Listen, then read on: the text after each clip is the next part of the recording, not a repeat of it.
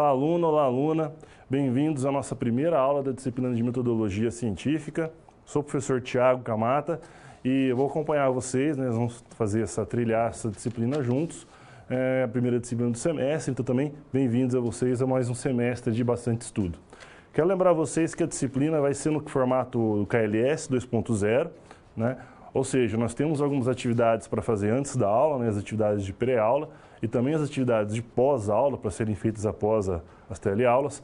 É importante tentar buscar ter esse contato com o material, ler o conteúdo do livro, das unidades do livro antes das teleaulas, porque aqui nas teleaulas nós vamos sempre trabalhar com situações, problema, que são expostas para vocês no livro da disciplina. Okay? Então é importante conseguir ler o texto, ler o conteúdo e já ter então aqueles conceitos definidos, já conhecer aquelas definições, os pontos mais importantes que a gente precisa para a aula, para a gente conseguir desenvolver com tranquilidade a resolução das situações problema. Assim também vocês conseguem, inclusive, refinar as suas dúvidas, pensar melhor que dúvidas podem ter com a disciplina, né? Isso aí, e nós temos um momento de dúvidas ao final da aula.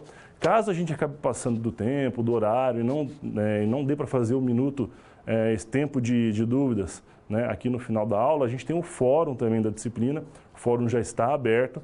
Eu lancei uma pergunta, uma pergunta de discussão no fórum, que vocês devem buscar discutir, responder entre vocês, né, ela também fazer o fechamento na aula atividade, né? Então, mas também pode utilizar o fórum para tirar suas dúvidas, tentar se aprofundar nos conceitos, nas definições da disciplina, né? Se quiser discutir mais sobre os assuntos com seus colegas, sempre que possível, dá uma olhada nos fóruns, busco participar sempre quando eu consigo enxergar uma chance, uma possibilidade. Então, utilize os fóruns para isso também, para essa discussão.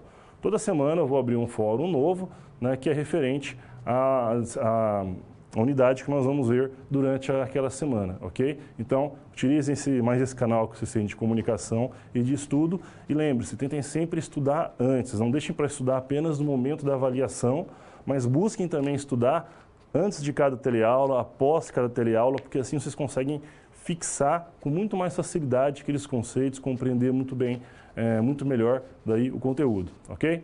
Bom, vamos no quadro agora, então, para a gente dar uma olhada em quais são os tópicos que nós vamos cobrir na nossa primeira teleaula, ok? E na disciplina de forma geral. Hoje, o tema da aula é de cientificidade do conhecimento. Nós vamos falar de alguns critérios para que um conhecimento seja científico. Em outras palavras, o que caracteriza esse conhecimento, esse tipo de conhecimento científico, né? Mas antes da gente falar do conhecimento científico, nós precisamos conhecer primeiro outros tipos de conhecimento. Então, hoje nós vamos falar desses diferentes tipos de conhecimento, vamos tentar compreender qual a importância de cada um desses tipos, quais são as características, o que distinguem eles uns dos outros e como nós podemos mobilizar esses conhecimentos para ser uma boa ferramenta para nos ajudar bastante em nossa prática profissional, né? E por que não também utilizar esse conhecimento para nas oportunidades que nós tivermos após a formação, para dar continuidade ao nosso estudo, à nossa formação, ok? Então, que respostas nós vamos tentar buscar com a nossa teleaula de hoje? Nós vamos tentar, então, compreender como, em que período, em que circunstâncias o conhecimento científico se formou e se tornou tão importante como é hoje, né? Como ele contribui para a construção, para a formação do conhecimento. Vamos discutir um pouco o que é conhecimento, o que a gente entende por conhecimento.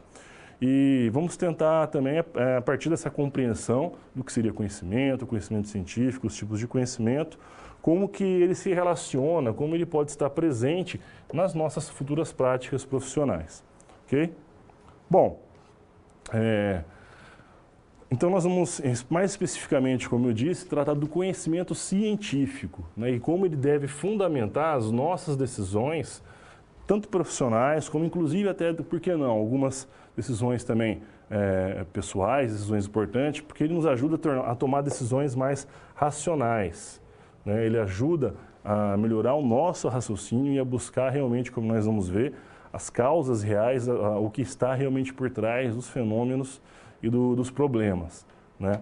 Nós vamos discutir sobre um outro tipo de conhecimento, que é o conhecimento do senso comum, e como esse conhecimento está presente no nosso cotidiano, como ele influencia nossas vidas, né? E embora seja também um tipo de conhecimento importante, por que a gente deve procurar ir além dele, principalmente após formados, como profissionais? E quais são as características, né? O que caracteriza o pensamento, o conhecimento filosófico? Tem uma citação de Lucchesi, de 98, que é bem interessante, onde ele coloca que o conhecimento é algo libertador, porque ele dá aos indivíduos a capacidade de independência e autonomia. Ninguém, eu imagino, duvida da importância do conhecimento, né? Mas o conhecimento ele é muito mais do que apenas memorizar datas e fatos, né? E saber manusear esse ou aquele equipamento. O conhecimento ele se envolve, principalmente os conhecimentos filosóficos e científicos, estão muito envolvidos com o pensamento crítico, com a maneira crítica de enxergar o mundo. E isso, quando a gente consegue compreender melhor como se dão esses fenômenos, como a gente pode exercitar melhor esse tipo de pensamento, a gente ganha mais autonomia para tomar as nossas decisões em nossas vidas. E com isso a gente também ganha mais independência, mais liberdade, né? E também mais responsabilidades, claro. Bom, vamos para o vídeo de abertura agora. Logo mais a gente retorna para dar início na primeira situação do problema de hoje. Até mais.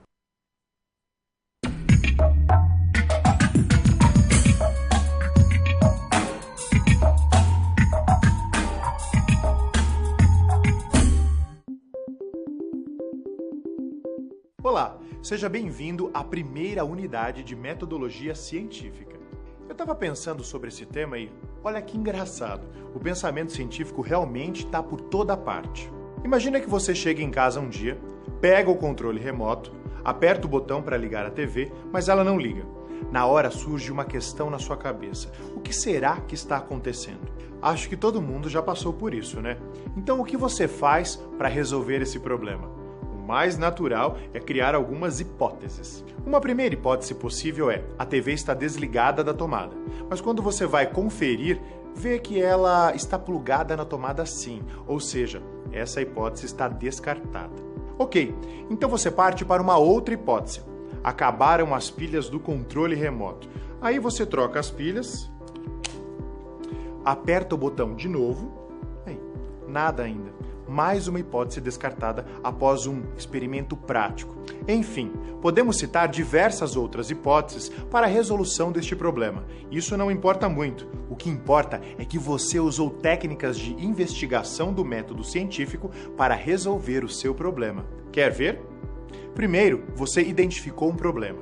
Depois, levantou hipóteses. Em seguida, fez testes.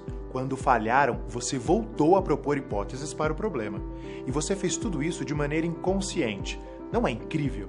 Na verdade, nós fazemos isso o tempo todo no nosso dia a dia. O papel da metodologia científica é justamente tornar este processo consciente, ou seja, oferecer respostas e criar explicações racionais sobre os fatos que acontecem no mundo ao nosso redor. É sobre isso que nós vamos começar a estudar a partir de agora. A própria palavra ciência vem do latim, que significa conhecimento. Então, nessa unidade, nós vamos identificar alguns tipos de conhecimento que foram muito importantes na história da humanidade. São eles o senso comum, o conhecimento religioso, o conhecimento filosófico e o científico. Com base nesses 4 tipos de conhecimento, nós vamos articular toda a teoria desta unidade para entender como essa teoria se aplica nas nossas práticas cotidianas e profissionais. Te convenci? Ainda não? Bom, então dá uma olhada em como os métodos do conhecimento científico ajudam a sociedade a avançar. Você já pensou em poder calcular a quantidade exata de vitamina C presente em um copo de suco de laranja, por exemplo? Pensando nisso, pesquisadores do Laboratório Nacional de Nanotecnologia e do Laboratório Nacional de Luz-Síncroton desenvolveram um sensor nanotecnológico de papel, que no futuro pode ser comercializado como um detector portátil, auxiliando as indústrias alimentícia, farmacêutica, química e até cosmética. A pesquisa com as nanopartículas, ela começou primeiro da observação que vimos na literatura, que as nanopartículas tinham mudança de cor na presença do ácido ascórbico. Então, queríamos ver se essa mudança de coloração ficava no papel. O interessante de estudar as nanopartículas e o ácido ascórbico está que a vitamina C é uma vitamina que ela é encontrada nas frutas E é importante ter essa medida para a gente saber a qualidade da fruta de suco de laranja, os medicamentos também. Com os resultados positivos da primeira hipótese levantada, os pesquisadores seguiram para a próxima etapa da pesquisa. Conseguiram uma explicação científica do processo de interação entre o papel, as nanopartículas e a vitamina C. Como nós tínhamos nanopartículas, que são coisas realmente muito pequenas, nós tínhamos que utilizar uma ferramenta que fosse capaz de nos dar um panorama de como a nossa amostra estava. Então, nós utilizamos a radiação síncrotron como uma forma de visualizar por que o nosso sensor estava dando resultados positivos para a vitamina C. Para ter acesso a um desses laboratórios abertos dentro do Centro Nacional de Pesquisa em Energia e Materiais, localizado em Campinas, no interior de São Paulo, é preciso submeter uma proposta de pesquisa que é avaliada por um comitê de pesquisadores. Por isso, é importante ter um rigor científico antecipando cada etapa do experimento, como ressalta o diretor do Laboratório Nacional de Luz Síncroton. Comitês, quando eles vão julgar uma proposta, eles tentam pesar vários aspectos dessa proposta. O primeiro deles é justamente quão bem escrita está a proposta, ou seja, quão bem fundamentada cientificamente ela está, ou seja, se o pesquisador escreve bem, descreve com rigor a proposta, o que ele quer fazer e tem uma ideia clara de quais são as etapas do experimento dele e quais são os desafios que ele vai ter que seguir durante o experimento e mesmo depois na análise dos dados, na preparação da amostra, as chances de sucesso são muito maiores, porque justamente ele já mentalizou todo o experimento antes de vir fazer. Isso é fundamental. Tá vendo? A importância do conhecimento científico pode ser vista desde a resolução de problemas cotidianos, como ligar a TV da sua casa, até contextos mais complexos, como o desenvolvimento de um projeto. Existem diferentes tipos de conhecimento. Nesta unidade, você deverá aprender a identificar cada um deles e ainda compreender a importância do seu uso, em especial o científico, na resolução de problemas profissionais. É a partir do conhecimento científico que nós vamos ter insights e encontrar os diferenciais que vão garantir o sucesso de nossas iniciativas. Ok, agora que já temos isso em mente, vamos fazer uma transposição do que acabamos de falar para a SGA dessa unidade. Nela, vamos conhecer a história de Gustavo. Ele é de uma cidade cujos moradores enfrentam um problema de racionamento de água. O Gustavo notou que muitos moradores estavam mal informados sobre a questão do uso da água e, por isso, procurou uma empresa para uma parceria. Sua ideia é realizar um projeto social de conscientização e informação aos moradores. Em outras palavras, as SPs desta unidade serão uma ótima oportunidade para colocar os nossos conhecimentos, principalmente o conhecimento científico, em prática. Muito bem, então, agora é com você. Acesse o livro didático, as webaulas e também todo o material complementar que você encontra no seu ambiente virtual. E não se esqueça de também fazer as pré- e pós-aulas de cada sessão. Eu fico por aqui. Bons estudos e até a próxima!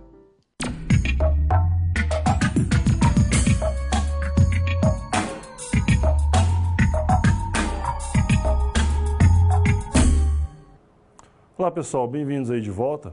Antes da gente dar continuidade, então, e já começar com a situação geradora de aprendizagem e a situação problema, vamos dar uma olhada em dois conceitos bem importantes ali no quadro, que a gente precisa ter em mente durante a aula de hoje e também, por que não, durante a disciplina. Uma palavra que nós vamos ver aparecer bastante nas discussões é a razão, ou que tem a ver também com o racional ou com a racionalidade. O que a gente entende por racionalidade? Racionalidade é a característica, a qualidade de ser racional, de ser lógico.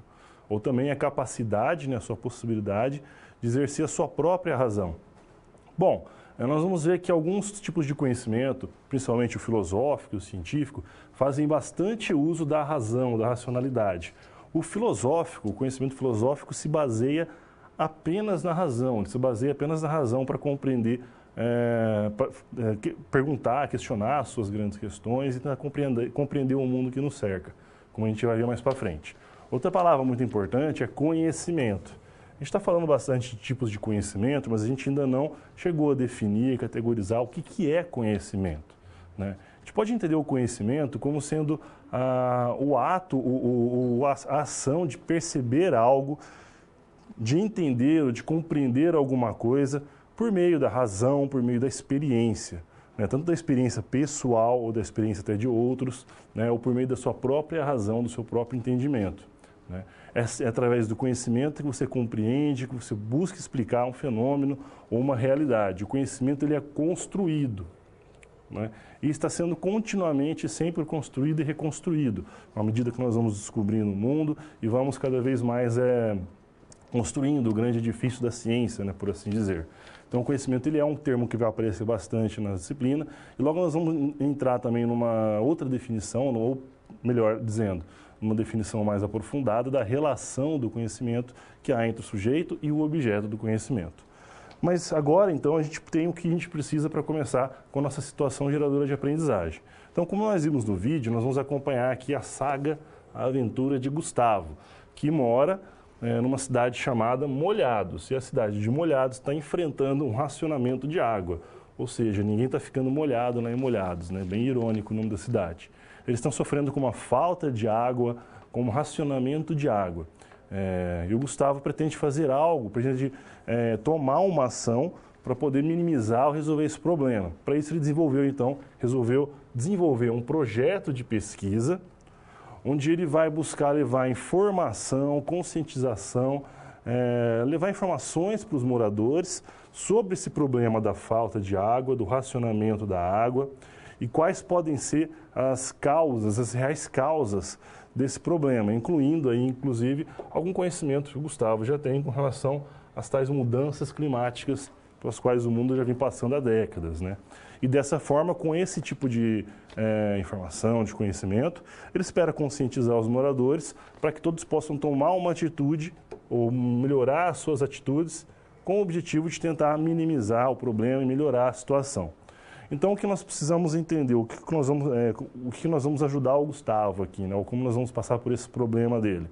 Nós vamos tentar, então, compreender como que o nosso personagem, o Gustavo, vai se utilizar do conhecimento, principalmente o conhecimento científico, para escrever esse projeto e como ele pode organizar, sistematizar o conhecimento que ele já tem, né? O conhecimento que ele tem de primeira mão pela experiência com o problema de falta de água, o conhecimento que ele já tem de leitura sobre as mudanças climáticas, como ele pode adquirir mais conhecimento e sistematizar esse conhecimento para então conseguir realizar, concretizar o seu objetivo de escrever o projeto e de tentar então melhorar a situação do pessoal lá de Molhados, ok? Vamos agora para a nossa primeira cápsula então e a gente já retorna com a nossa primeira situação problema. Até mais.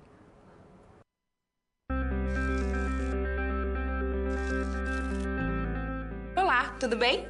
Espero que esteja gostando dessa aula. Como você pôde perceber, é muito importante estudar o conteúdo da pré-aula no ambiente virtual, antes de conhecer e resolver as situações problema. Vamos lá? As etapas para compreender e resolver as SPs são simples e facilitam os seus estudos. Primeiro, é necessário conhecer e interpretar os detalhes da situação problema, entender onde se passa a situação, quais agentes estão envolvidos e quais recursos estão disponíveis. Depois, é a hora de problematizar a situação apresentada, que são baseadas na realidade de mercado. E isso significa que seu desafio foi elaborado com base nas informações de empresas, experiência dos professores e acontecimentos do cotidiano da sua área. E por último, você vai solucionar as problemáticas. Para isso, você deve utilizar dos conceitos e das teorias vistas nas pré-aulas. Ficou claro? Então o desafio está com você. É hora da SP1. Caso surja um ponto de interrogação, você pode sempre acessar o fórum e enviar suas dúvidas, ok? Bons estudos e até mais!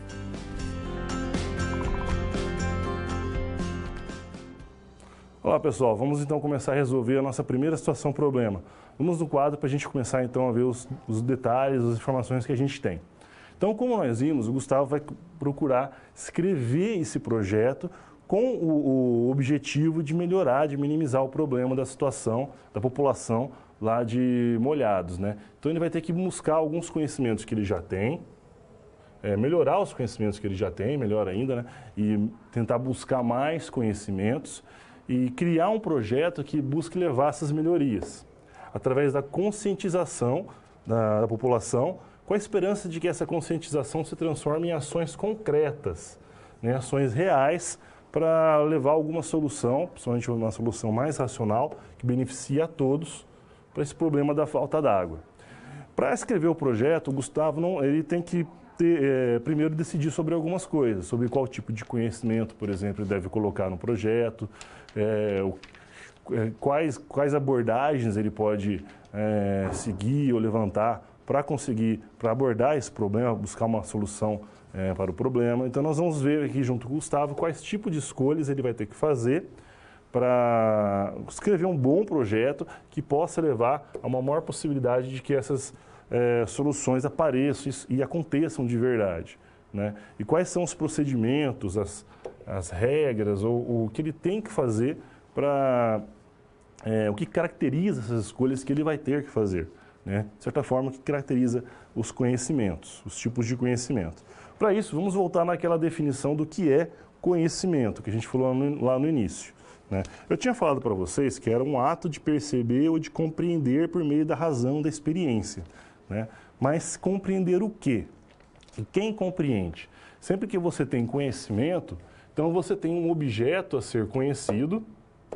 Você vai ter um objeto a ser conhecido, que pode ser um tema, pode ser um fenômeno, pode ser algum mecanismo biológico, ou fisiológico, ou mecânico, ou físico, ou mesmo algum mecanismo social, político, que você quer conhecer. Isso caracteriza o objeto a ser conhecido. E quem busca esse conhecimento é o sujeito que quer conhecer. Nesse caso, o sujeito pode ser o aluno, pode ser o professor, pode ser o pesquisador, pode ser aquela pessoa curiosa que busca apenas compreender melhor como alguns aspectos do mundo ao seu redor, como funciona talvez a sociedade, ou como tem maior curiosidade sobre algumas talvez questões biológicas, e aí vai. Então nós temos sempre um sujeito que busca conhecer, que quer buscar o conhecimento, que agindo sobre um objeto, né? Buscando conhecer o objeto. É nessa relação entre sujeito e objeto que se estabelece o conhecimento, né? E a maneira, o jeito como o sujeito vai se relacionar com esse objeto é que vai acabar se manifestando ou dando origem aos diferentes tipos de conhecimentos, né? Os tipos de conhecimento quais são? Vamos dar uma olhada aqui no esquema. Nós temos, como nós vamos ver, o conhecimento religioso, conhecimento filosófico, conhecimento científico e o conhecimento de senso comum, né?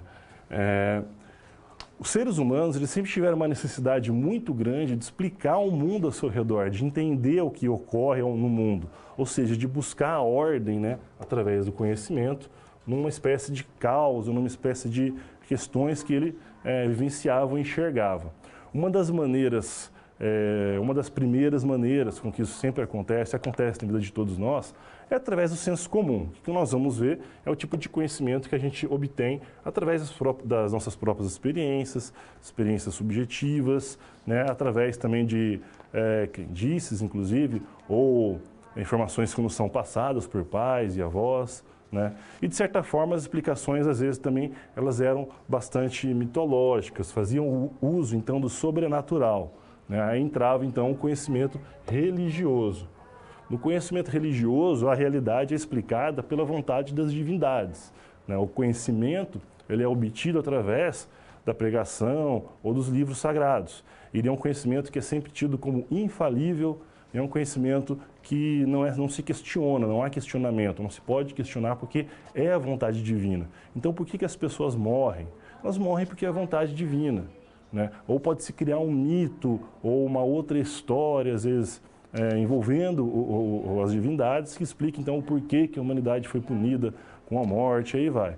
Sempre, desde o começo, lá da antiguidade grega, por exemplo, mesmo quando já tínhamos o conhecimento filosófico, as explicações filosóficas, os questionamentos filosóficos andavam lado a lado com a mitologia da época, né? A filosofia não sobrepujava a religião nem vice-versa.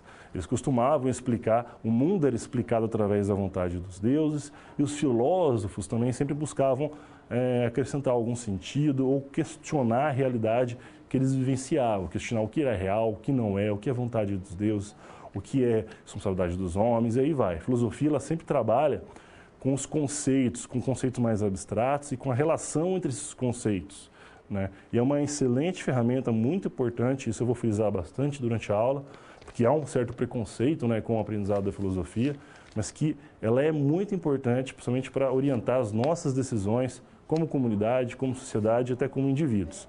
E o conhecimento científico, podemos dizer que, de certa maneira, ele, embora algumas raízes, algumas sementes do conhecimento científico já estavam presentes lá na antiguidade, mesmo dentro do pensamento filosófico, né, eles realmente só apareceu da maneira como conhecemos lá pelo século XVII, junto com as diversas revoluções culturais que estavam ocorrendo, principalmente a revolução do iluminismo, né?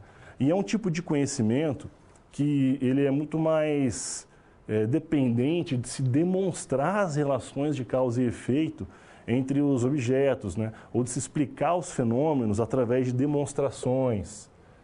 Ele se baseia muito na razão, mas ele também exige a prova, a demonstração, a experimentação. Né? Nós vamos ver que isso, a experimentação, o estabelecimento de relações de causa e efeito, é o que caracteriza bastante o conhecimento científico, é o que diferencia ele dos outros conhecimentos. Né? Mesmo o filosófico, que também é muito baseado na razão, porém ele não tem essa preocupação em estabelecer as relações de causa e efeito, como a gente vai ver. Né? O capitalismo também estava envolvido, porque nessa época, era uma época de bastante exploração, onde a humanidade estava buscando maneiras de conseguir explorar ao máximo da natureza, com o mínimo de esforço e com o maior lucro possível, né? E as características do conhecimento científico foram muito importantes porque, por ele se preocupar com as relações de causa e efeito, de estabelecer provas, de procurar saber realmente o que estava por trás dos fenômenos, quando a gente conhece as relações entre causa e efeito, por exemplo, dentro de um fenômeno, fica mais fácil da gente conseguir prever o que vai acontecer caso você aja de uma outra maneira. Ou caso aconteça tal evento, o que nós podemos esperar que aconteça com a minha plantação, com a minha viagem, com a minha exploração, enfim. É o tipo de conhecimento que dava, que era o melhor, o tipo de conhecimento melhor capacitado, vamos dizer assim, para a exploração da natureza na época. Através da exploração do conhecimento científico, o capitalismo conseguia, então, extrair o máximo da natureza com o mínimo de esforço, maximizando os seus lucros, e o conhecimento científico, por sua vez, ia ganhando importância e cada vez se tornando bastante respeitado e cada vez mais importante, vamos dizer assim, né? Até chegar na grande importância que ele tem para nós nos dias de hoje. Então, resumindo, nós temos 4 tipos de conhecimento, né? Nós temos, como nós falamos, o conhecimento religioso, aquele que é baseado na fé, nos textos sagrados, que a verdade ela é absoluta e inquestionável, né? A verdade da divindade. Temos o conhecimento de senso comum, que também é chamado de conhecimento empírico ou conhecimento vulgar. Não, vulgar, mas não no sentido pejorativo, sem julgamento de valor. Vulgar apenas para dizer que é popular, né? Que é comum. Então, seria o conhecimento empírico, vulgar ou popular, que vai sempre surgir através da nossa experimentação pessoal, né, das vivências que nós temos, ele é bastante subjetivo, e da observação do indivíduo pelo seu ambiente. Outro tipo de conhecimento é o filosófico. O filosófico é bastante baseado na razão, ele vai se basear nas reflexões que o homem faz a respeito do seu mundo, do que já está posto, colocado. É bastante baseado se baseia completamente na razão para explicar o mundo, né, para compreender o mundo. O conhecimento apenas se torna evidente, então, pela razão. E o científico, que é o foco, inclusive, da disciplina, né, de metodologia científica, que, assim como o pensamento filosófico, também utiliza a lógica, também utiliza a razão, porém, ele tem um método próprio, sistematizado, metódico para a construção do seu conhecimento, o chamado método científico, né? O que é um método? É um conjunto de procedimentos, como nós vamos ver, que garante que o conhecimento que é gerado seja o mais fácil de verificar possível ou mais objetivo, mais útil possível para o homem. Né? Não dizendo que os outros não sejam úteis, não é isso, mas apenas que ele tem uma forma sistemática de gerar esse tipo de conhecimento. Bom, outro termo bastante importante é o que está no nome da nossa disciplina mesmo, né? Metodologia. O que é metodologia? A gente pode entender de 2 formas, né? Tem uma maneira que acho que todo mundo pensa quando ou utiliza ou ouve a palavra metodologia, que seria um conjunto de instruções, um caminho, uma maneira de atingir um fim, né, de atingir um objetivo. Ou seja, no nosso caso, o objetivo é compreender, é construir conhecimento, né? Então, no nosso caso, ela seria o caminho pelo qual se constrói o conhecimento, né? A gente pode pensar, então, ela sendo um conjunto de procedimentos, geralmente procedimentos racionais, baseados em regras que visam atingir um objetivo que é bem determinado, um objetivo claro. Mas metodologia também pode ser compreendida, principalmente nos termos, quando a gente fala na nossa disciplina, por exemplo, metodologia científica, como sendo o estudo dos métodos, né? Ou seja, é a ciência que estuda essas regras, que estuda essas leis ou procedimentos para se construir algo. No nosso caso, é a construção do conhecimento científico, por isso é a metodologia científica, ok? Então, agora retornando para a questão do Gustavo, com relação à construção ali do seu projeto, né? Então, ele vai ter que buscar responder algumas questões com esse projeto.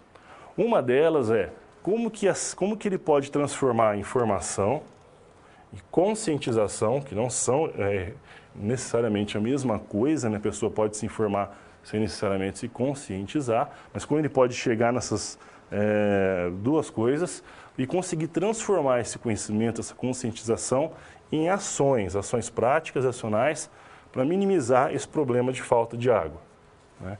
E também vai ser muito importante para conseguir compreender o problema e, a partir da compreensão do problema, colocar soluções mais racionais, mais possíveis e práticas, compreender qual é a real origem do problema. Por que está faltando água? Qual é a real origem da falta d'água? Será que ela tem apenas uma razão, apenas um motivo de estar faltando água? Ou será que é uma conjunção de motivos? Então, quais são eles, né? Essas são algumas das perguntas que o projeto do Gustavo vai tentar responder, vai ter que ter em mente enquanto escreve o seu projeto, né? Algumas perguntas que o Gustavo também pode ter em mente, que são perguntas bem interessantes para quem quer buscar construir algum conhecimento, compreender ali o mundo, algum fenômeno, né? Nas palavras aqui de Rudyard Kipling, que é um famoso escritor, poeta britânico, né? Ele tem essa citação: tenho 6 regras que me ensinaram tudo o que sei. O que, por quê, como, onde e quem. Ou seja, o autor diz que, seguindo essas perguntas, se questionando sempre qual o porquê, o que ou como, ele construiu tudo aquilo que ele sabe, né? Ele conseguiu construir todo o conhecimento que ele tem. Claro, talvez seja um pouco exagerado, né? Mas licença poética ali para o poeta. O importante aqui é que essas são perguntas que todo pesquisador, todo curioso, todo aluno sempre se faz, quando quer chegar na base de algum problema. Então, a gente não pode deixar, às vezes, de lado apenas uma, querer responder apenas uma delas, quando a gente pode responder todas essas perguntas, né? O que está acontecendo, o porquê, como vem a acontecer, onde está acontecendo, enfim, né? Utilizar esse tipo de esse espírito questionador para se buscar realmente conhecer aquele objeto que nos interessa, né?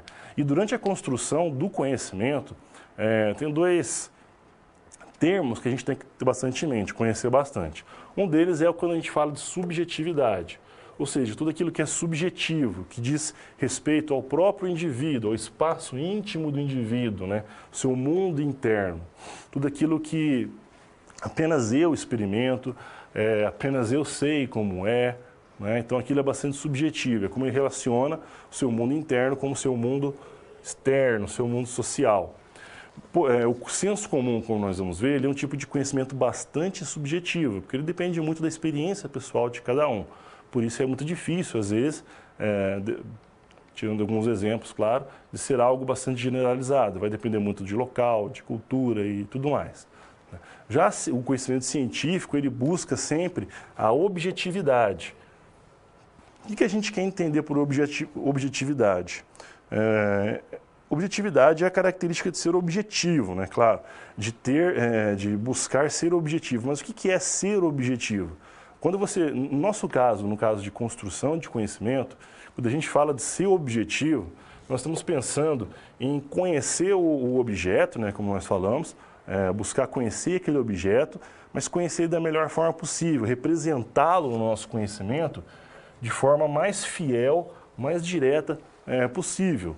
Então, sem os vieses naturais que eu mesmo, da minha opinião, da minha subjetividade, mas de uma maneira que todos possam compreender e entender aquele objeto da mesma maneira. Entender aquele objeto da maneira mais objetiva possível. Objetividade 100% é muito complicada, porque os seres humanos são muito subjetivos, né? Mas o ideal é esse, é buscar essa objetividade. Fechando, então, a situação aqui do Gustavo, né? Seguindo esse pensamento, ele pode chegar, então, o que ele precisa fazer, então, para dar os primeiros passos, começar a realizar o seu projeto. Ele vai ter que pensar, então, em possíveis maneiras de abordar esse problema, possíveis soluções, possíveis caminhos para escrever aquele projeto. Ele vai ter que tentar enxergar, descobrir e explicar as reais origens, as reais causas do problema da falta d'água, né? Ele vai ter que buscar também mais conhecimento com relação às mudanças climáticas, porque ele entende que elas são uma das causas da falta de água. Ele já tem algum conhecimento, mas ele tem que buscar melhorar esse conhecimento. Levantar provas, evidências, né? Levantar dados mais objetivos possíveis que fundamentem o seu argumento, fundamentem a explicação do que realmente acontece com relação aos problemas de falta de água, né? Buscar dados o mais objetivos possíveis com relação ao problema, com relação à situação, e dados que possam ser verificáveis. O que eu quero dizer com verificáveis? Quero dizer o seguinte, que se o Gustavo levantou os dados, eu tenho que ser capaz, então, de, se eu seguir os mesmos passos que o Gustavo seguiu, eu chegar e obter os mesmos dados, né? Eu verificar que realmente aqueles passos que ele deu, realmente aquilo que ele fez, leva a tal resultado, né? Para isso, o plano de pesquisa, o projeto de pesquisa é muito importante, como a gente vai ver ao longo da disciplina, né? Depois de obtidos os dados, ele tem que observar as relações entre os dados e analisar essas informações que ele obteve. E a partir dessa compreensão maior do problema, agora que ele conseguiu destrinchar e entender realmente o que ocorre, qual o real motivo ali da situação, agora com essa compreensão ele já tem as bases, os fundamentos para definir quais ações eles podem tomar com o intuito de solucionar, de minimizar o problema, né? Agora sim ele tem condições de tomar decisões mais racionais, ok? Então vamos agora para a nossa segunda cápsula e a gente já retorna com a segunda situação, problema, dando continuidade aí à nossa saga do Gustavo. Até mais.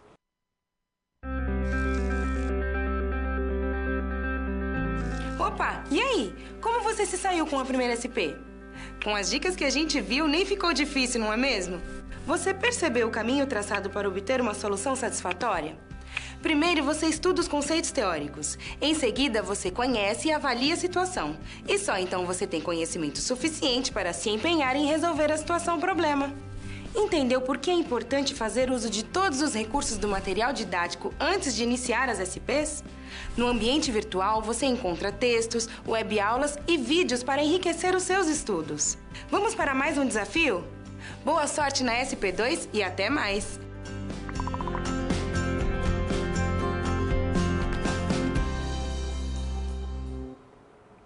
Olá pessoal, bem-vindos aí de volta. Vamos dar continuidade então ao nosso estudo, né? Vamos ver a nossa segunda situação problema. Vamos no quadro então para a gente ver o que nos espera aí com a segunda situação problema do Gustavo. Bom, dentro desse processo de investigar o problema, de compreender o problema, Gustavo percebeu que os moradores estão fazendo diversos protestos com relação ao problema da falta de água. Eles estão recebendo multas da prefeitura por conta da utilização de água e acreditam que o motivo da falta de água é puramente político. Acreditam que seja um problema puramente político e que pode ser resolvido, então, com esses protestos. Mas o Gustavo acha que tem mais aí, né? Talvez os motivos não sejam tão simples, ou apenas um motivo só. Então ele gostaria, mas como ele vai descobrir isso? Ele teve a ideia, então, de conversar, entrevistar, talvez, os moradores, para identificar e compreender o que está causando esses protestos. Por que os moradores estão realizando esses protestos e o que eles acreditam que seja a real causa do problema de falta d'água. A partir daí ele consegue, então, buscar melhores soluções, né?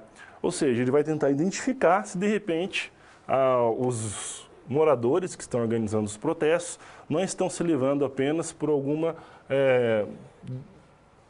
conclusão a que chegaram baseados apenas no senso comum, né? Então nós vamos ver também como que o senso comum pode ser, como se a gente se baseia apenas no senso comum para tomar nossas decisões, principalmente decisões profissionais ou decisões na nossa atuação profissional futura, né, pode não ser o mais indicado. Embora o conhecimento de senso comum seja, sim, um tipo de conhecimento que tem a sua utilidade, porque se ele não tivesse, ele não era propagado, não era perpetuado, né? Nós, como futuros graduandos, formados no ensino superior, temos que ir além do senso comum, né, negar ali o senso comum e começar a nos questionar o porquê de tomar algumas decisões, né, ou o porquê da realidade ser posta como está. Ou seja, a partir do senso comum, nós vamos tentar buscar mais informações, partindo ali do senso comum, utilizar o senso comum como ponto de partida para uma busca de maior informação, maior conhecimento e, dessa forma, tentar pensar de forma científica. Ou seja, o senso comum ele pode sim ser uma base, pode sim ser um ponto de partida para o conhecimento científico. A gente vai ver como, daqui a pouquinho. Mas o que é o senso comum, né? O que a gente quer dizer por conhecimento de senso comum? Outras maneiras de chamar o senso comum, a gente pode chamar de conhecimento empírico, conhecimento vulgar, conhecimento popular ou conhecimento de senso comum. É todo aquele conhecimento que a gente adquire com nossas vivências pessoais, né? Com aquilo que a gente vive no nosso dia a dia e que vai se criando pela nossa relação com o meio social que nos cerca, com as pessoas que nos cercam, familiares, amigos, trabalhos, e essa interação contínua que nós temos com todo esse meio. Ele é um tipo de conhecimento que é construído através de tentativa e erro, por erros e acertos. Por conta disso, a gente diz que ele é um tipo de conhecimento assistemático, né? Ele não sistematiza o conhecimento, ele também é ametódico, porque ele não tem nenhum método, nenhuma maneira de realmente construir esse conhecimento. E vai depender das experiências de cada um, né, das vivências que cada um de nós temos. Às vezes é comum o pessoal confundir senso comum com crença. Senso comum não é crença, são coisas diferentes, né? Senso comum é aquilo que a gente aprende no dia a dia, aquilo que a gente não precisa se aprofundar para obter resultados, entendeu? Por exemplo, é um conhecimento de senso comum, e todo mundo, imagino, já ouviu isso alguma vez na vida, para olhar para os dois lados antes de atravessar a rua, né? Todo mundo sabe, todo mundo pensa nisso, mas ninguém realmente vai calcular a distância que está o carro, a velocidade do veículo, a aceleração. A gente não precisa se aprofundar nesse conhecimento. A gente só precisa saber que precisa olhar para os dois lados antes de atravessar a rua, para ver se não vem nenhum tipo de... se nenhum veículo está vindo e se a gente pode atravessar com segurança. Outro exemplo de conhecimento de senso comum é, por exemplo, chá de boldo vai curar problemas no fígado, né? Ou a sua avó, a sua tia diz que toma chá de camomila para acalmar, né? Ninguém sabe realmente o porquê o chá de camomila acalma. Ninguém, eu digo assim, né? Quem está realmente falando ou quem está propagando esse conhecimento. O conhecimento de senso comum não tem a preocupação de saber o porquê que o chá de camomila acalma, qual é o mecanismo que está ali envolvido, qual é a substância ativa ali dentro daquele preparado que vai te permitir se acalmar, né? Ou qual é a substância no boldo que vai realmente curar aqueles problemas no fígado. Ele só se preocupa com o seguinte: se funciona, se é bom, se realmente vai ter algum resultado, né? Então a pessoa toma o chá de camomila, se acalmou, ela sabe então que tomar chá de camomila acalma. Ou aquela história de cortar cabelo na lua crescente, né? Tem fundamentação isso aí ou não? O senso comum não se preocupa. O senso comum apenas sabe que pode ser que funcione ou não, algumas pessoas vão colocar.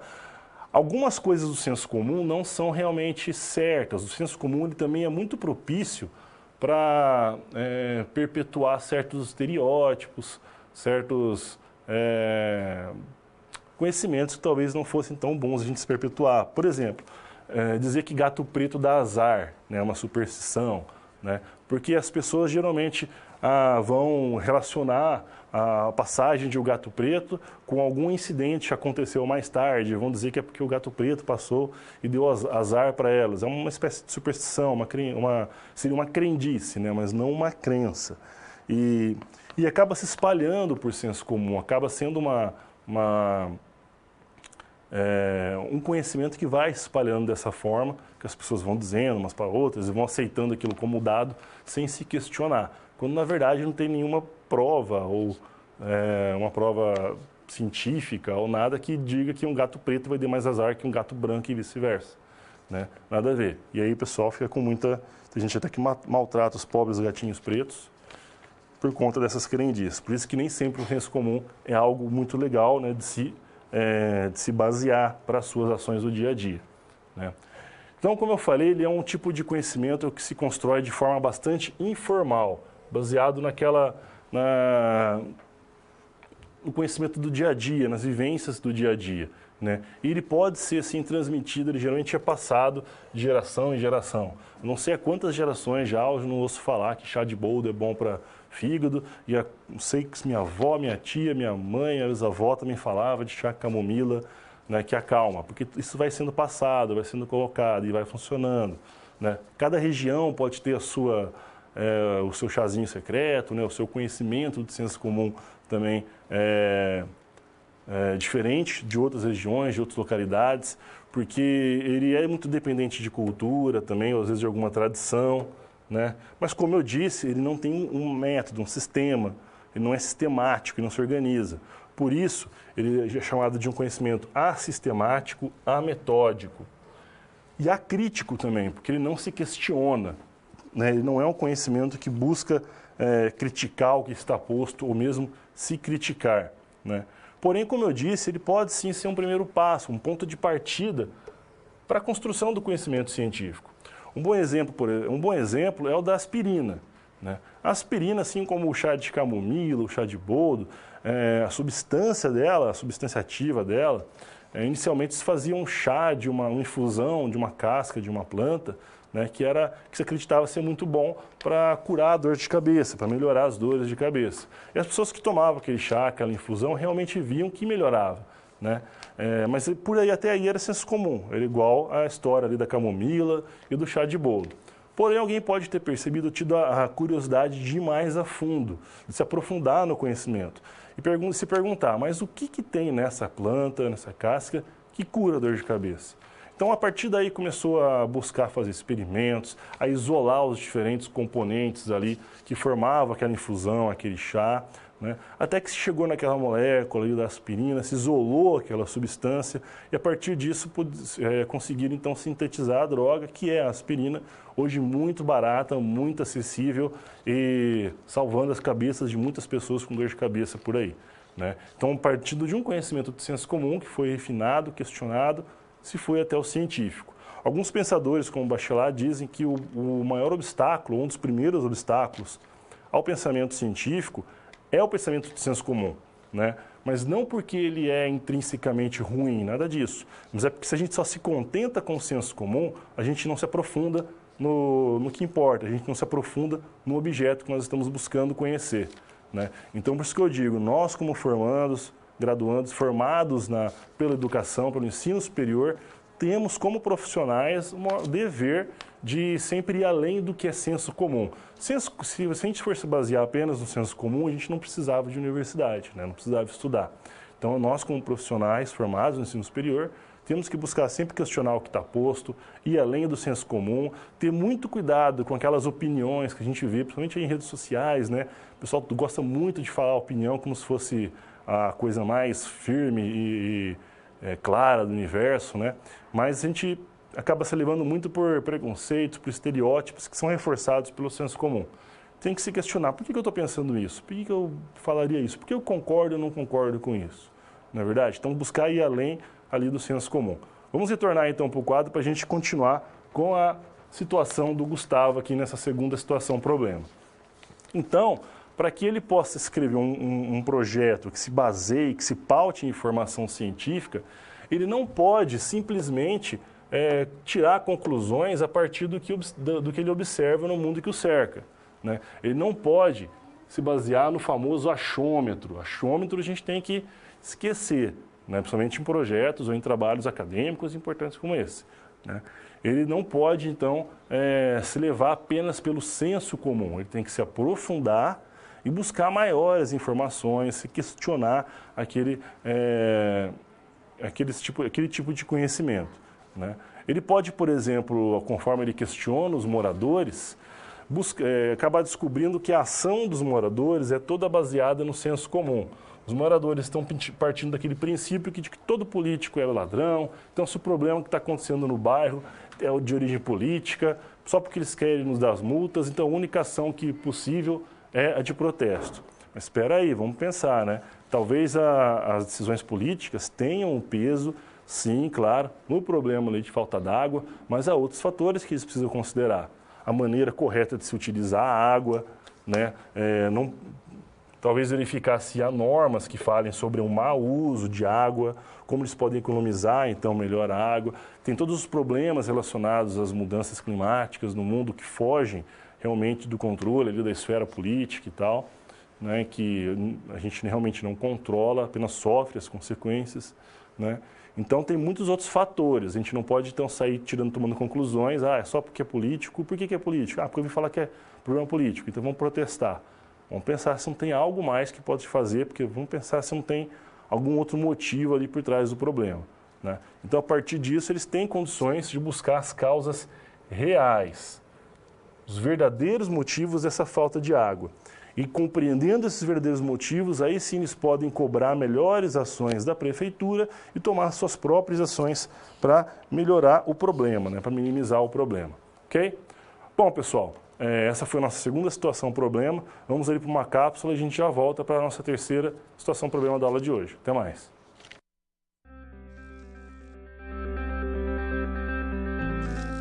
Olá! Agora que você já solucionou 2 das SPs, muitas das teorias vistas na pré-aula fazem mais sentido, não é mesmo?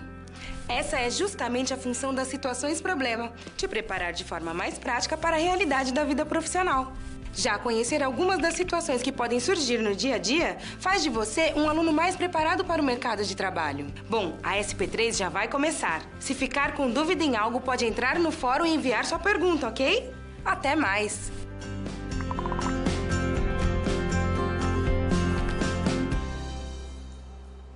Olá, pessoal, bem-vindos aí de volta. Vamos agora, então, para a nossa terceira situação problema. Vamos dar uma olhada ali no quadro, então, para ver o que ela nos fala, quais são os dados que a gente tem.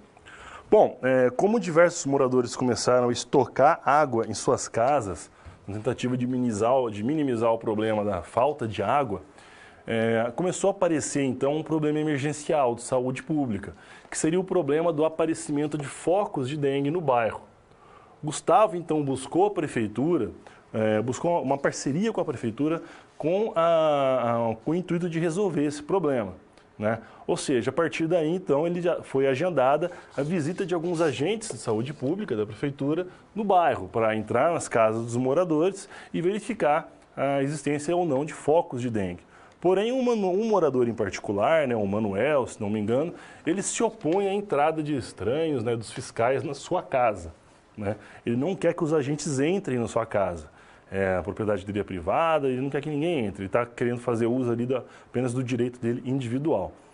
A partir daí, o Gustavo percebeu que ele vai ter que pensar uma maneira de contornar esse problema, né? Ele vai ter que pensar algum tipo de estratégia e para tentar mobilizar alguns conhecimentos, tentar mobilizar algumas estratégias para fazer esse morador, no caso o Manuel, enxergar o problema por outra perspectiva, ver que há outros fatores interligados ali com o problema e a partir dessa compreensão, quem sabe modificar a sua conduta, né? E permitir daí a entrada dos agentes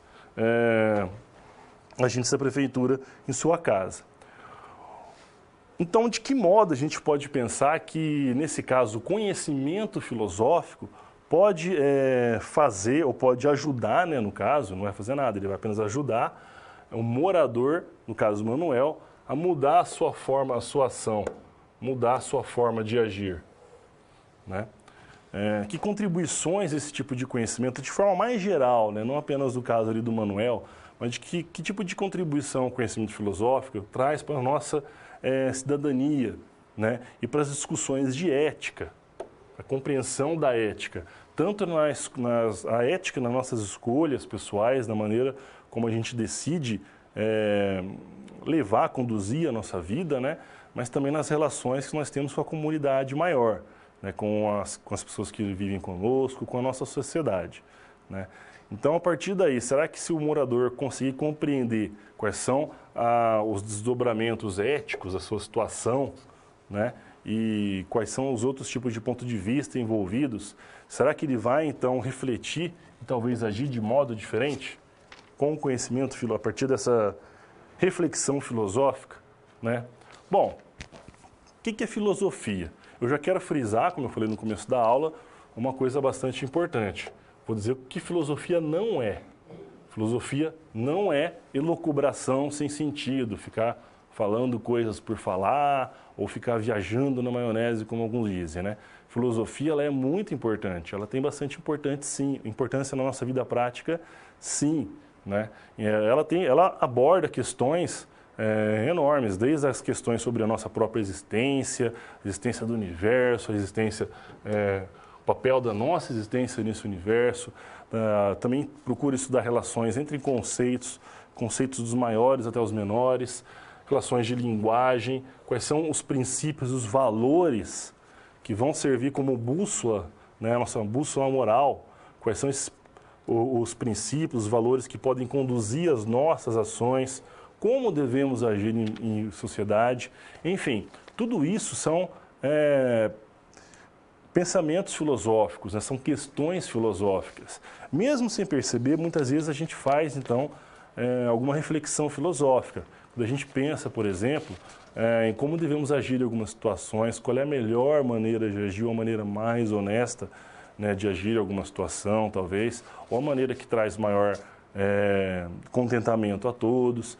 Enfim, a gente pode ver que ela tem bastante relação, nesse caso, com a ética, que tem muita relação com a filosofia, né? Por ética que a gente entende o quê? São aqueles valores, os princípios, todas aquelas noções, tudo aquilo que pelo qual a gente orienta a nossa vida, né? Serve como base para orientar a nossa vida moral, ou a maneira como nós levamos a nossa vida, tanto individual, particular, como também na vida em sociedade, né? Filosofia, nesse sentido, então, tem uma importância muito grande. Ela nos ajuda a pensar de maneira crítica, a desenvolver o pensamento crítico, o nosso senso crítico. Porque a filosofia, ela nunca aceita uma verdade antes de questionar.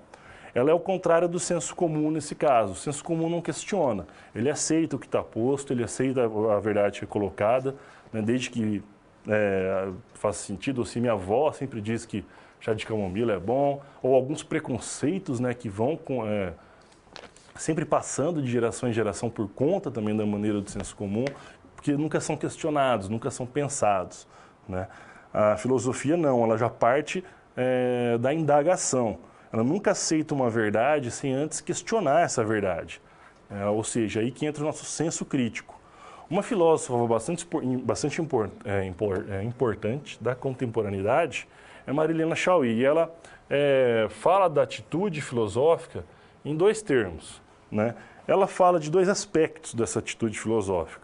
Ela diz que há um aspecto que ela chama de negativo e outro de positivo. Porém, não quero dizer aqui negativo ou positivo com juízo de valor, dizendo que o negativo é ruim e o positivo é mal. Não, que o negativo é ruim e o positivo é bom, perdão. Nada disso, né? É apenas com relação ao que eles fazem.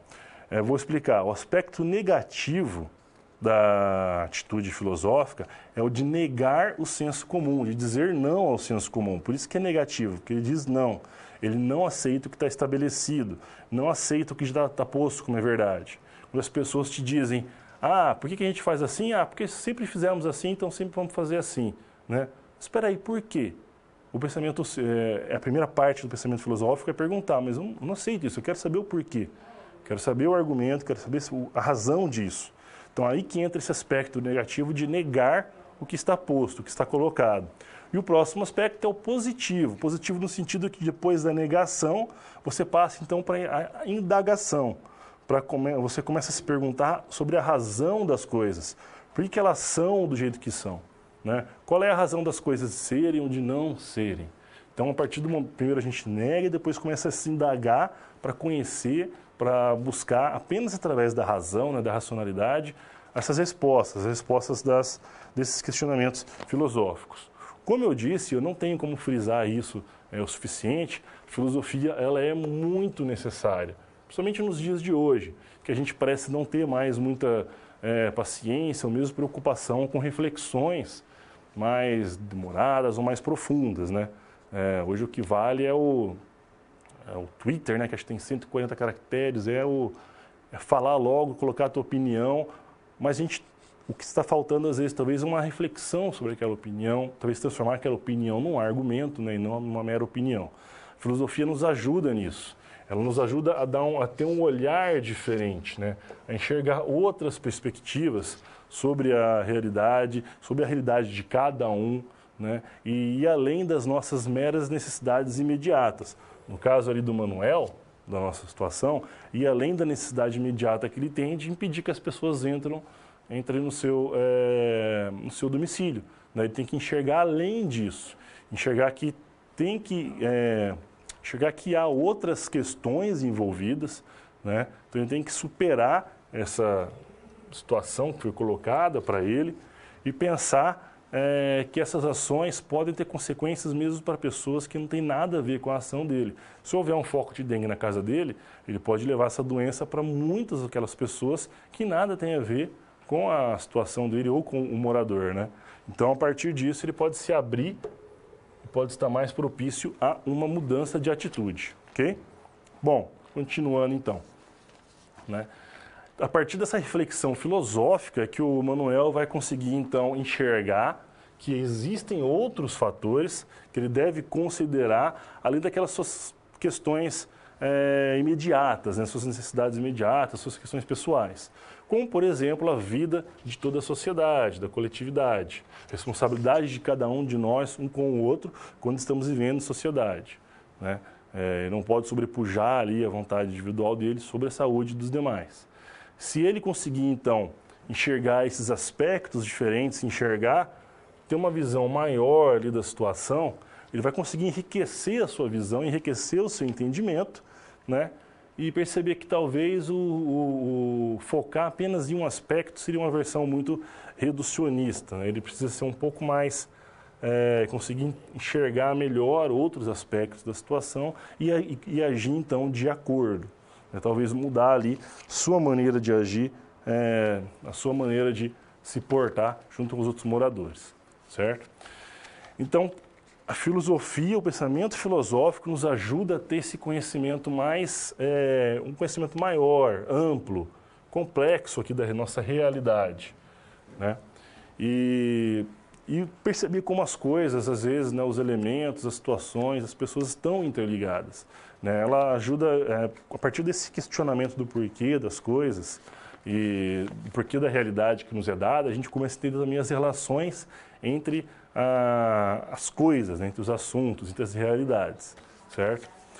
Então, a partir dessa reflexão que o morador vai conseguir pensar outras possibilidades de agir com relação à visita, né, o fenômeno, no caso aqui, seria a visita dos agentes, e quem sabe, então, vai enxergar que o correto, nesse caso, seria deixar, assim, que os agentes visitassem ali o seu domicílio, ok?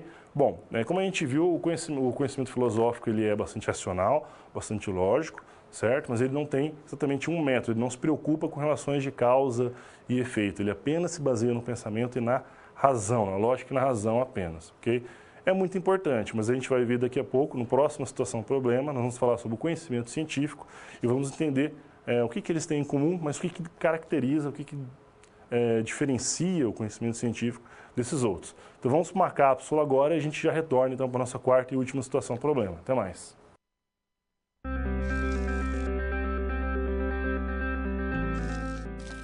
O trabalho de um bom profissional é a soma de conhecimento e experiência. O conhecimento você obtém estudando a pré-aula, tirando dúvidas no fórum, acessando as web-aulas, ou seja, fazendo bom uso dos materiais oferecidos aqui no ambiente virtual. Já para ter experiência antes mesmo de ir para o mercado de trabalho, você precisa se empenhar na resolução das SPs. Lembre-se, quanto mais você se dedicar analisando com atenção, fazendo anotações na hora de levantar hipóteses, procurando diferentes soluções até obter a melhor, mais preparado você estará para desempenhar sua profissão.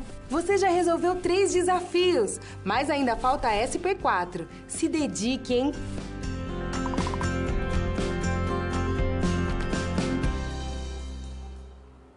Olá pessoal, bem-vindos de volta. Vamos agora para a nossa quarta e última situação-problema. Vamos falar agora sobre o pensamento, o conhecimento científico. Vamos no quadro então para a gente ver quais são os dados relacionados a essa situação-problema.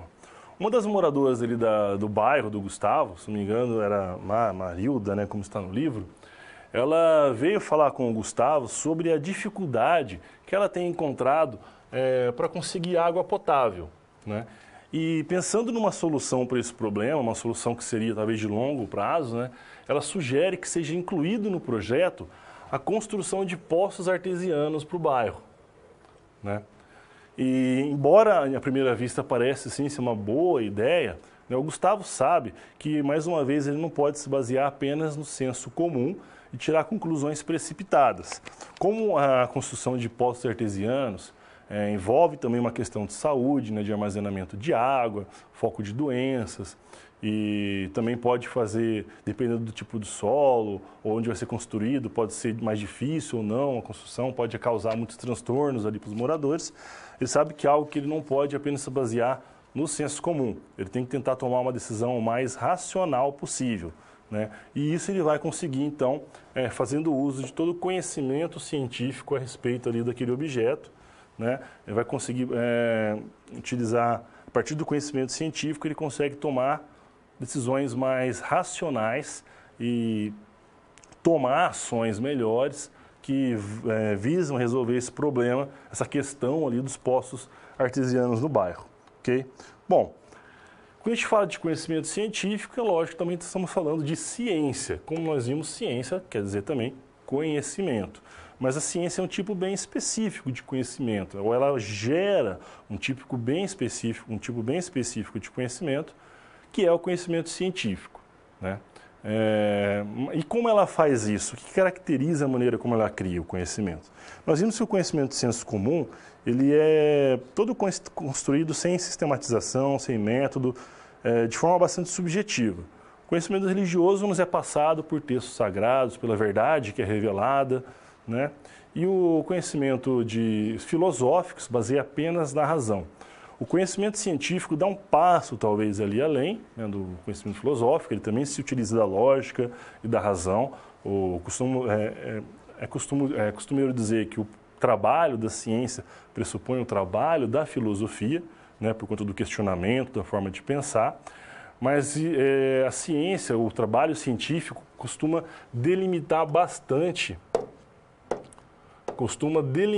e definir muito bem o objeto a ser estudado, o objeto de investigação, né? E ele estuda esse objeto, ele cria o conhecimento a respeito desse objeto através de um método que é confiável, que é verificável, confiável, sistemático e que busca o máximo de objetividade naquele conhecimento, né? Mesmo quando se trata, inclusive, de questões mais subjetivas, mas mesmo nesses casos, ele tenta exercer algum tipo de controle sobre a forma que o conhecimento é construído, para que nós possamos confiar, ter a melhor confiança possível naquele conhecimento, né? São esses métodos que o conhecimento científico utiliza para a construção que possibilita com que esse conhecimento se torne sistemático, como a gente já falou, bastante preciso, né? Ou seja, realmente reflete aquilo que a gente busca conhecer. O conhecimento científico também ele faz uma outra coisa que os outros tipos não fazem, que é buscar as relações de causa e efeito, as relações causais entre fenômenos, entre objetos, né? E tenta ser um conhecimento objetivo. E, de certa forma, ele vai também se acumulando, vai crescendo, de forma que ele tenta buscar sempre a descoberta de relações o mais universais possíveis entre os fenômenos, para que a gente possa generalizar essas relações e compreender um mundo maior que nos cerca, e fazer a partir disso também previsões com relação aos acontecimentos futuros e previsões sobre as relações de causa e efeito que ele busca conhecer. Se eu conheço uma relação de causa e efeito, então eu sei mais ou menos que se eu fizer tal ação, posso esperar tal efeito e vice-versa.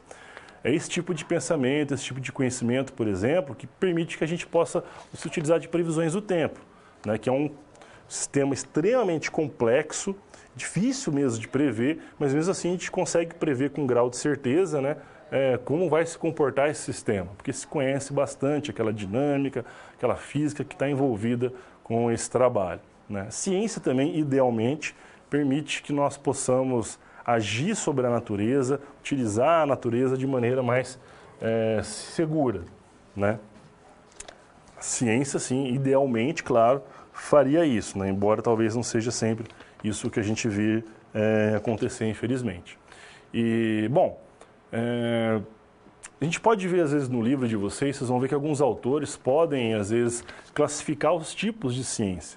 Eles podem falar em ciências empírico-formais, ciências formais, hermenêuticas, exatas, sociais, ciências biológicas.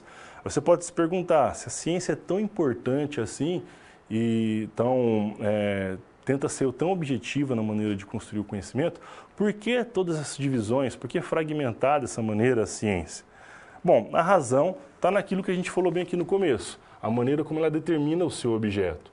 A ciência busca delimitar o objeto de estudo muito bem, de forma a conduzir ou de deixar mais fácil, né, a gente lidar com esse objeto. Nós vamos ver mais ou menos mais para frente, né, em outras aulas, como a gente pode fazer esse tipo de recorte, né, essa maneira de compreender bem o nosso objeto de estudo. Mas cada objeto é diferente, né? Por exemplo, se eu vou estudar as células do fígado quando eu tomo chá de boldo, é diferente de eu estudar o comportamento de pessoas de uma determinada cultura, de uma determinada localidade, né? Se eu vou estudar, então, um sistema social, é diferente de eu estudar um sistema biológico, de um sistema físico, né? Cada objeto precisa de uma maneira diferente de ser estudado, de um método específico. Porém, todos eles seguem alguns passos, algumas instruções, algumas regras, né? Um método maior, né? Um tal do método científico, né? Como nós vamos ver aqui nesse esquema, que é um método mais ou menos geral que todo mundo segue ali, né? Que todas esses tipos de estudos científicos vão acabar seguindo. Quais são os passos desse método científico, da metodologia científica? O primeiro é definir o seu tema, o seu problema inicial. É você definir o que você vai estudar, qual vai ser o objeto a ser estudado, né? Por exemplo, eu posso me interessar em estudar o desempenho de escolares nas provas de matemática do ano de 2018, por exemplo, né? Muito bem, é um tema maior, um objeto bem grande. A gente primeiro define, então, qual vai ser o tema, o objeto a ser estudado. Porém, se eu apenas dizer que eu quero estudar o desempenho dos estudantes ali em provas de matemática, ainda é muito amplo. Eu não tenho condição dificilmente eu vou ter condição de estudar todos os alunos do país, de todas as escolas, de todas as provas, né, para conseguir saber o desempenho deles em matemática. Então, começa a fazer uma delimitação, começa a partir dessa definição, eu começo a fazer um dimensionamento para um tamanho que eu consiga gerenciar, que eu consiga fazer, que torne possível, né, conhecer aquele objeto. Então, eu posso dizer, por exemplo, nesse exemplo que eu coloquei, eu poderia dizer que eu quero conhecer, que eu quero saber o desempenho de escolares, de escolas públicas do município de Londrina, qual vai ser o desempenho deles em provas de matemática durante o ano de 2018.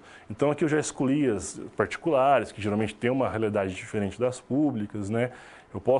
As públicas incluem estaduais e municipais, eu posso, de repente, só pegar as municipais, mas eu ainda não defini, talvez, as crianças, né? Eu coloquei apenas jovens. Eu posso definir, então, que eu quero saber o desempenho de matemática de jovens do ensino médio de escolas públicas municipais do município de Londrina. Tá vendo? Eu já consegui, então, delimitar bastante meu objeto, meu tema. E, a partir daí, eu cheguei em algo que eu tenho condições de conhecer, né? de realmente dissecar ali a situação. Uma vez que eu tenha delimitado, então, o meu objeto, eu vou buscar conhecer mais sobre aquele objeto. Eu vou, então, buscar as minhas fontes bibliográficas, minhas fontes de estudo. Né? O que será que já foi escrito, o que será que já foi falado sobre esse tema? Né? Então, eu vou ler bastante, eu vou procurar saber o que já foi estudado, o que já foi escrito, o que já se conhece. E, a partir disso, eu consigo construir as minhas fontes que eu vou utilizar para fazer o plano da minha pesquisa. Né? O que é o projeto de pesquisa ou o projeto de ensino? Ele é justamente isso, ele é um plano que diz como eu pretendo realizar aquela pesquisa. Eu já falei o que eu quero, que é conhecer o desempenho em matemática de estudantes do ensino médio de escolas públicas. Como eu vou fazer isso? É no meu planejamento de pesquisa, no meu projeto de pesquisa que eu vou detalhar quais escolas que eu vou visitar, como que eu vou coletar esses dados, como eu pretendo analisar esses dados, eu vou justificar o porquê da escolha desse tema, eu vou falar o que já foi escrito sobre isso, o que eu estou fazendo de diferente, e aí vai. Depois de conhecer bem o meu problema, então eu tenho condições agora de levantar hipóteses. O que são hipóteses? É como a gente viu no nosso vídeo de abertura. Hipóteses são respostas provisórias aos nossos problemas. Eu posso levantar a hipótese de que os jovens do ensino médio vão melhorar o seu desempenho ao longo do ano porque estão preocupados com provas vestibulares, talvez. Né? Essa é uma hipótese. É o que eu acho que vai acontecer, é a resposta que eu espero. Né? Agora que eu tenho uma hipótese, eu tenho que experimentar a hipótese, eu tenho que fazer uma experimentação, tenho que testar a minha hipótese. No caso do vídeo de abertura, foi aquela hora que ele checou se havia ou não pilhas no controle remoto. No meu caso, aqui nesse caso é um pouco mais complicado, né? Eu vou ter que bolar alguma maneira, algum experimento, alguma maneira de testar essa hipótese. Aí eu posso ter dois resultados. Eu posso ter um resultado em que realmente acontece aquilo que eu esperava, ou seja, que minha hipótese é correta, ou posso ter o resultado de que os alunos pioram ao longo do ano, então, minha hipótese estava incorreta. Né? De qualquer maneira, foi gerado conhecimento. Então, para a ciência, isso é muito legal. Não importa se a minha hipótese era correta ou incorreta, você pode ser bastante ousado com a sua hipótese, se quiser. Mas não importa para a ciência se a hipótese era correta ou incorreta. De qualquer maneira, foi gerado conhecimento. Né? Às vezes, saber o que não fazer é tão importante quanto saber o que fazer. Né? Então, mesmo se eu tenho uma hipótese incorreta, geralmente, claro, eu vou ter que voltar a pensar, então, por que minha hipótese deu errado, né? Tentar corrigir a minha hipótese, testá-la novamente. Isso eu posso fazer em outros projetos, em outros trabalhos. Né? E se a minha hipótese for correta, também passo aqui para a conclusão. Tanto para... na verdade, a gente poderia ter uma seta vindo para cá também, além disso. Tanto posso voltar ali, buscar outra hipótese, fazer outro experimento, mas isso pode ser um outro trabalho, né? Poderia ser eu posso voltar aqui e recolocar o problema e refazer os meus experimentos, né? Mas uma vez que eu tenha, então, obtido o resultado do meu experimento, analisei os dados, sei se minha hipótese é correta ou incorreta, eu posso, então, falar o que eu concluo a partir disso. Vou explicar por que a minha hipótese deu certo, por que eu acho que a minha hipótese deu certo. Ou, no caso dela ser incorreta, por que eu acho que a minha hipótese foi incorreta. Né? No caso, essa seta aqui ela está aqui sempre para indicar que se a minha hipótese for incorreta, eu sempre tenho que voltar então e pensar uma outra hipótese, pensar em melhorar a minha hipótese. Mas eu quero deixar claro, o conhecimento também foi gerado, mesmo quando a sua hipótese também era incorreta. Né? E depois, então, que eu tenho todos os meus dados analisados e faço uma conclusão, eu posso gerar o que seria o meu produto final, meu relatório final de pesquisa. Né? No caso, esse relatório final de pesquisa pode ser um artigo científico, pode ser um trabalho de conclusão de curso, um resumo para ser apresentado em algum evento, enfim, algum tipo de documento onde eu vou detalhar tudo que eu fiz, que resultados que eu obtive e por que eu obtive esses resultados e não outros, por exemplo. Né? Fazer um tipo de discussão ali dos meus resultados. Né? E a ciência não termina aqui. Isso aqui pode ser, esse relatório final pode ser ponto de partida para outras pesquisas, para a criação de novos temas. Outras pessoas podem, né, pegar a peteca a partir daqui e continuar fazendo pesquisas. Né? Ou eu posso, mesmo com a minha hipótese incorreta, retornar então e procurar ver, mas por que deu errado? Vamos fazer o estudo novamente, com outro tipo de experimento. Né? Enfim, a ciência está sempre se corrigindo, sempre buscando crescer a partir disso. Não importa tanto se deu errado ou não, né, a sua hipótese. Importa que conhecimento sempre está sendo gerado. E fica nesse ciclo, então, em que o conhecimento é gerado e a gente vai entendendo cada vez mais do mundo. O funcionamento da ciência, nesse sentido, ele é muito legal, ele é muito bacana. Né? Bom, continuando, então, por a situação problema ali do nosso colega Gustavo, então, para ele conseguir resolver da melhor forma, ou conseguir buscar a solução mais racional possível para a questão dos poços artesianos, ele vai ter que, então, recorrer ao conhecimento científico. Né? Vai ter que se basear, se fundamentar em provas, em artigos, ou o que já foi escrito, o que já foi falado sobre a construção de poços. Ou seja, quais são as informações científicas que estão à disposição dele com relação a esse tema. Né? E a partir disso ele pode tomar uma melhor decisão. Como eu falei, o trabalho da filosofia às vezes anda junto, né, com o da ciência. O trabalho do cientista pressupõe o trabalho da filosofia. Né? Uma vez que ele tem as informações, por exemplo, científicas adequadas para decidir sobre a instalação ou não dos poços artesianos, ele pode então fazer uma reflexão filosófica e começar a pensar, mas será que a gente deve construir esses poços? Será que eles não vão trazer mais problemas que benefícios? Será que a construção não vai causar tantos transtornos que talvez não compense? Será que isso aqui realmente vai beneficiar todos? Enfim, diversos outros tipos de reflexão, de pensamento podem partir daí. Né? Então, junto com a reflexão, com o apoio da reflexão filosófica, ele pode pensar da melhor maneira de agir ou da maneira mais ética de agir com relação à construção ali dos poços artesianos, de forma que ele consiga, caso for construí-los, que ele consiga cumprir todas as regras, as normas relacionadas à saúde e à segurança do uso e da manutenção desses poços, né? E também da construção ali dos poços. Então é com base nessas informações e nessas reflexões que ele vai ter as melhores informações mais racionais para tomar alguma decisão, ok? Vamos então agora para a nossa última cápsula e já volto então deixando uma questão de fechamento aqui da nossa teleaula com vocês. Até mais.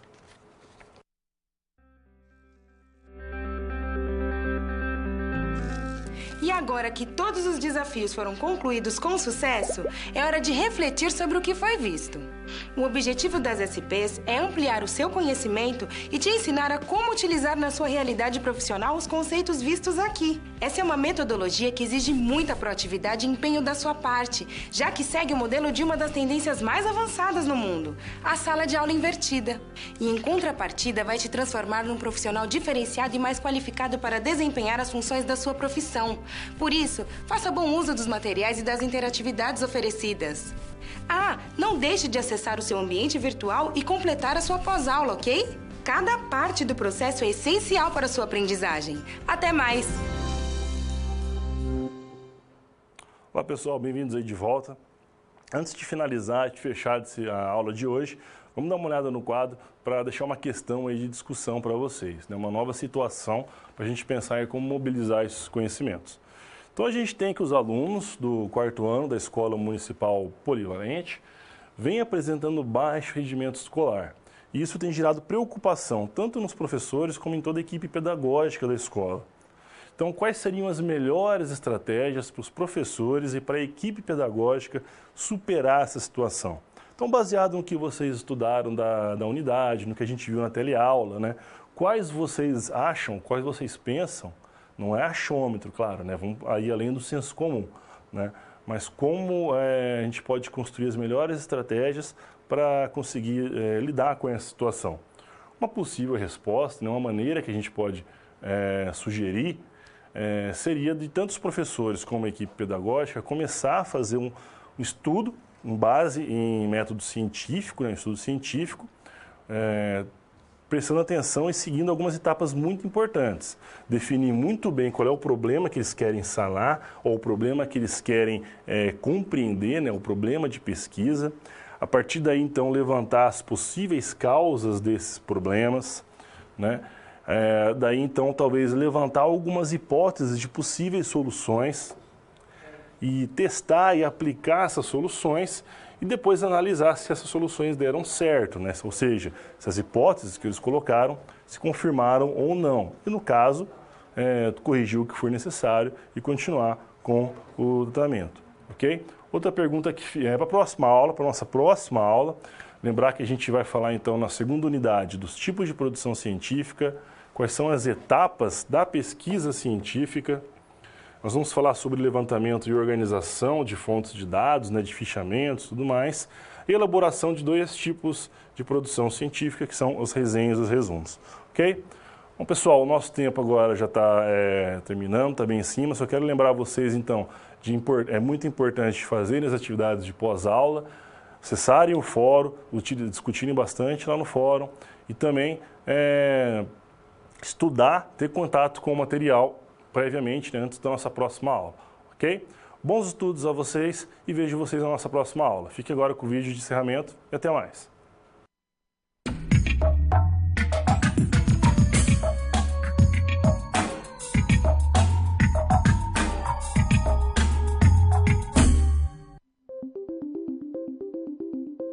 Olá, estamos chegando ao final da primeira unidade de metodologia científica. Nesta unidade, você aprendeu um pouco sobre a história do conhecimento, entendeu suas principais características e viu de que maneira ele é produzido ao longo do tempo.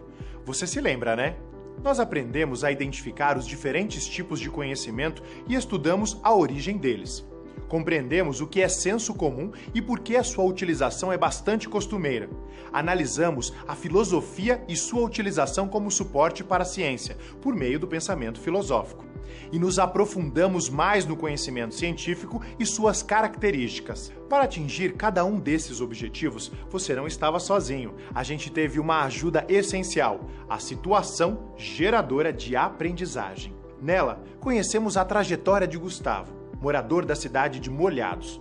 Lá havia um problema sério de racionamento de água. Por isso, Gustavo foi atrás de uma empresa para realizar um projeto social de conscientização e informação aos moradores da cidade. Afinal, o desconhecimento da população sobre as causas do problema agravava bastante a situação. Com essa base, nós trabalhamos nas SPs da unidade. Na SP número 1, vimos que Gustavo entende as causas da falta de água em seu bairro. No entanto, ele precisava organizar seu conhecimento para escrever o projeto e transmitir tudo o que ele sabe aos seus vizinhos. Como ele poderia fazer isso? A resposta para essa pergunta é que ele deveria seguir um processo de construção do conhecimento. Gustavo precisava reunir seu conhecimento acumulado e aplicar a uma realidade vivenciada, com um olhar específico para a comunidade local. Ele deveria então levantar evidências, obter dados objetivos e verificáveis e, então, aplicar a essas informações uma análise que permitisse encontrar ações concretas para solucionar o problema.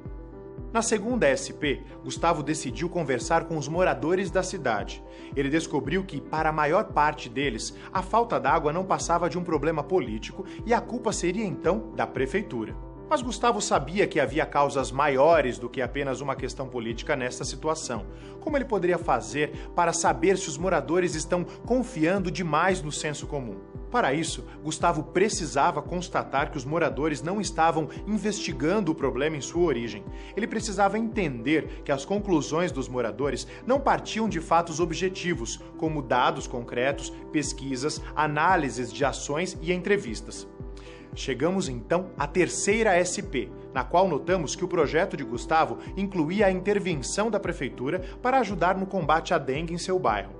No entanto, um dos moradores se recusava a deixar a prefeitura entrar em sua casa para conferir a existência de água parada. De que forma o conhecimento filosófico poderia fazer com que este morador agisse racionalmente? Nesse caso, você ajudou Gustavo a entender a importância de conceitos filosóficos como a ética para a resolução de problemas. Assim, ele pôde compreender que a prática da reflexão é essencial, especialmente quando se tem a responsabilidade de uma gestão, como é o caso da prefeitura. Na quarta e última SP, nós nos deparamos com uma sugestão que uma moradora fez ao projeto de Gustavo, a construção de poços artesianos no bairro. Gustavo gostou da ideia, mas, por se tratar de uma questão importante como a água potável, decidiu que não tinha bases para julgar se essa construção era apropriada. Para chegar a uma conclusão, Gustavo teve de usar o conhecimento científico. O seu papel foi orientar Gustavo neste sentido, propondo a criação de hipóteses e experimentos. Ok, então agora é a sua vez. Você pode identificar outras situações que já vivenciou em que aplicou métodos de investigação científica e outros tipos de conhecimento, como o senso comum, religioso e filosófico. Não se esqueça também de discutir e compartilhar com seus colegas situações em que os diferentes tipos de conhecimento foram aplicados. Ah, e tem mais uma dica bacana. Eu indico Gênios da Ciência, Galileu, de Peter Jones, um documentário sobre a vida do físico, matemático, astrônomo e filósofo italiano Galileu Galilei. Ele apresenta sua vida, os conflitos entre religião e ciência, seus estudos e a importância das suas descobertas. Nesse documentário fica fácil entender qual o papel do contexto social e das convenções da época no desenvolvimento do pensamento científico e quais foram os motivos que levaram à rejeição da Igreja aos estudos de Galilei. Aproveite essa dica e procure por mais informações relacionadas ao tema desta unidade. E vamos combinar uma coisa? Volte ao seu livro didático para aprofundar seus estudos. Ah, outra coisa importante, não deixe de fazer e rever os questionários das pré- e pós-aulas, tá bom? Eles vão te ajudar a aprimorar o seu aprendizado. Esta unidade se encerra aqui. Bons estudos e continue colocando seus conhecimentos em prática.